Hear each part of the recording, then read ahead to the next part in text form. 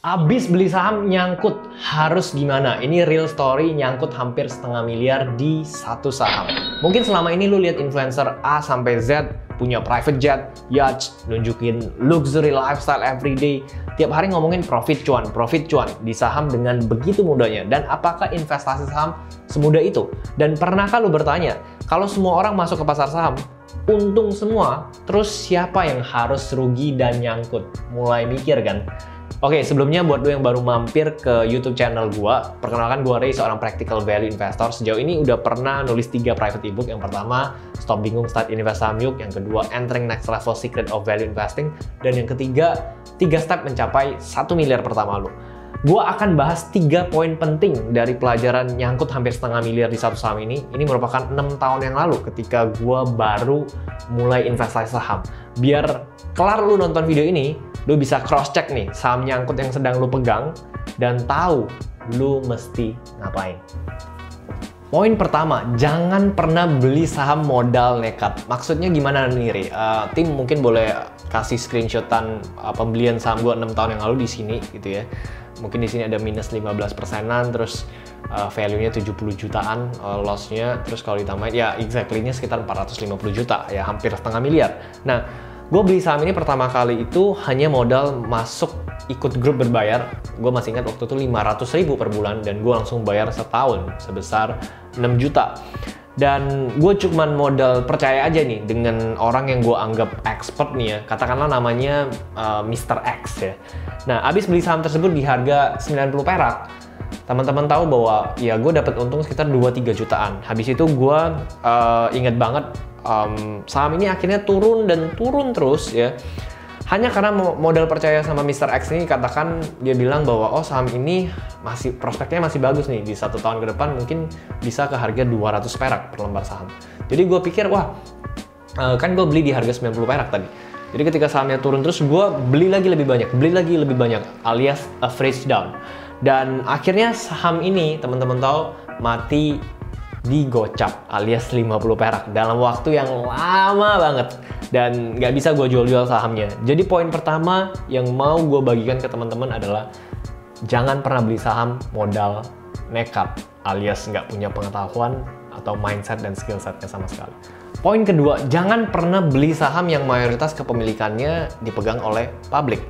Setelah gue bisa analisa saham nih, khususnya dengan metode value investing, akhirnya gue baru tahu saham yang gue beli ini ternyata, teman-teman tahu ternyata persentase kepemilikan publiknya itu udah besar banget ya.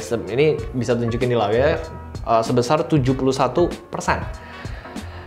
Bayangin aja deh kalau kita nih yang punya perusahaan, logika sederhananya, maukah kita punya perusahaan nih, kita tahu visi misinya, kita tahu future-nya gimana, apakah kita mau saham mayoritas ini dipegang oleh publik? Pastinya kalau kita tahu future-nya baik, visinya ada, terus kita mau jalani perusahaannya dengan baik, kita mau mayoritas sahamnya dipegang oleh kita sendiri sebagai foundernya.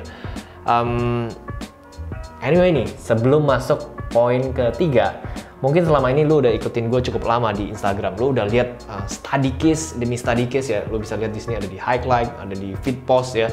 Apa yang gue sharingin, itulah hal yang gue juga lakukan di investasi saham. Dan mungkin lu bertanya, apakah Ray, lu bisa mentorin gue di investasi saham dengan value investing? Jawabannya bisa iya, bisa enggak. Karena gue tidak sembarang menerima orang yang mau daftar lagi di private class value investing. Jadi lu perlu isi yang namanya form mentee qualification ya, terlebih dahulu. Untuk tahu informasi lengkapnya, lu bisa langsung visit aja ke www.reynaldovirgilius.com karena di situ informasi lengkapnya udah gua minta tim untuk taruh di sana. Oke, back to the topic. Masuk poin ketiga, hindari perusahaan yang dari tahun ke tahun nih laba bersih atau EPS-nya terus-terusan kecil. Nih, gue kasih contoh, ini adalah saham yang ya tadi gue bilang 6 tahun lalu gue pegang, tim bisa kasih lihat.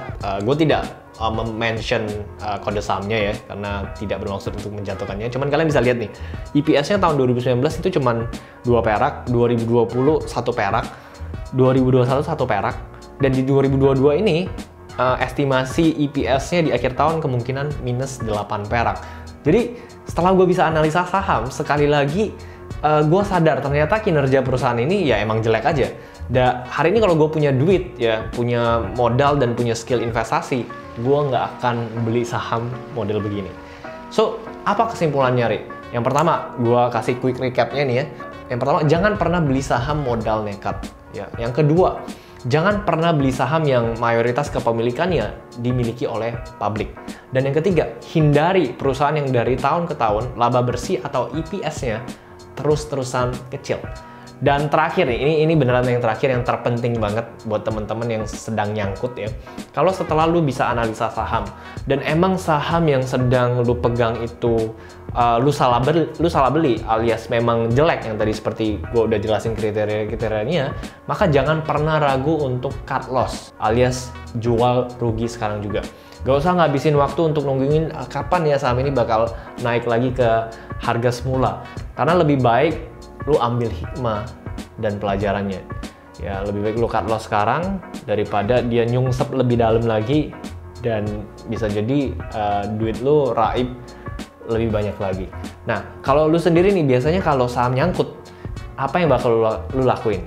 Lu bisa share di komen, dan buat lu yang ngerasa video ini bermanfaat, lu bisa komen, like, dan subscribe. Nyalain juga loncengnya biar kalau gua ada update video terbaru lu bisa dapetin infonya terlebih dahulu. Oke, sekian dari gua. See you in my next video and it's time to become a value investor.